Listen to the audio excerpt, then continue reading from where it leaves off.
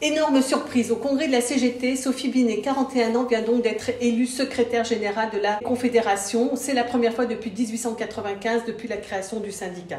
Cette élection est une très bonne nouvelle pour réunir le syndicat. Notamment, elle a réussi à faire un consensus sur son nom.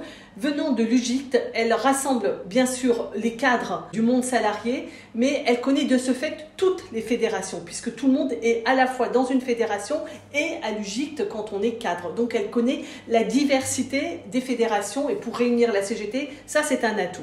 Ensuite, c'est une femme, donc on avait besoin d'un renouvellement. C'est une femme jeune et c'est une femme qui sait très bien argumenter, qui connaît le monde médiatique, qui sait travailler l'opinion publique, ce qui est une question fondamentale aujourd'hui.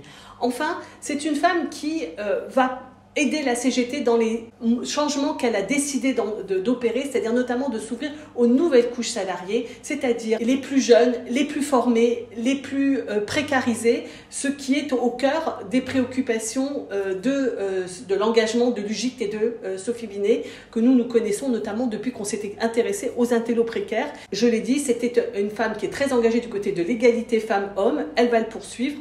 Enfin, elle a une position assez claire et assez identifiée sur les relations de la CGT avec le mouvement social dans sa diversité. Elle est une partisane de Plus jamais ça, qui fait débat au sein de la CGT. Plus jamais ça, c'est ce regroupement de la CGT avec Greenpeace, Attac, Oxfam, etc.